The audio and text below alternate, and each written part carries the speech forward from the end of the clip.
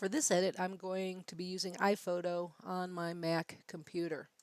So I already have the image open, and I'm going to come up top here to where it says Edit. And we have all of these controls. You can do this on your iPhone, you can do this on an iPad. All the controls are there, it just looks a little different. So one of the things I like about iPhoto is these top bars that are tied to color and light. I can just move this and you can see all of the brilliance, exposure, highlights, shadows, brightness, contrast, black point are moving. So we can go darker or we can go brighter. So I'm going to start by just brightening it up. And then I'm looking at this image and I'm going, okay, I'm going to up the saturation, but I can come down here and play with the color as well first. So add a little bit more color in, push the saturation. I'm going to move back up here and I'm going to push that black point down a little bit. Things are getting a little richer when I do that. Pull the contrast back a little bit, pull the brightness back. I'm going to push those highlights down because I want those clouds to pop out a little bit more. I'm still playing with that. Shadows up. Let's see. Exposure slightly down.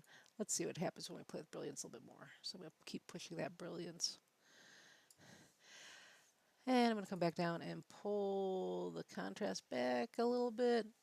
I overdid the saturation. Don't want it to look terribly unreal. Contrast here as well. And cast, you can add a blue or a yellow cast. So I'm going to give it a little bit of warmth. So that's looking pretty good. We also have a curve in here. And you have levels. So you've got a lot to play with. You can take your image to black and white by clicking here. Same sort of slider, and then you have the controls down here. To get out of this, I just uncheck that little checkbox there, right here, this guy right here. Okay, and then you have some options there as well. Pull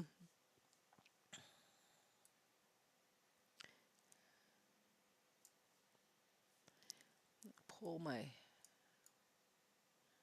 point down a titch. Let's see here. Looking pretty good. And then I can come in to the selective colors. So let's see what happens when I click on yellow.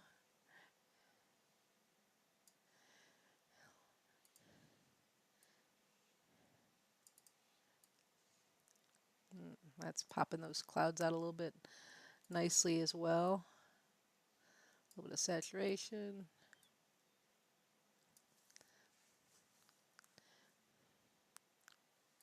Back to the yellow a little bit. I'll push the hue back. Pull that down a titch. And you can create a vignette also. So the problem with the vignette on this one, it's going to darken the edges all the way around. Unlike when we had Snapseed where we could kind of finesse it to only hit the bottom. Can't really do that with this. Can't pick a spot. Let's click auto for fun. Yeah, I'm not liking it. I'm not liking what it's doing to the sky corner. So I'm not going to use a vignette here. But you can do the adjustments here that you like the overall. Then you can take it into Snapseed if you're working on your iPad or iPhone or any smartphone Snapseed works with, and add vignetting and darkening of the edges if you don't have Photoshop. So this comes with your computer if you have a Mac, and I'm sure there's something similar on a PC. So there's 3 different ways.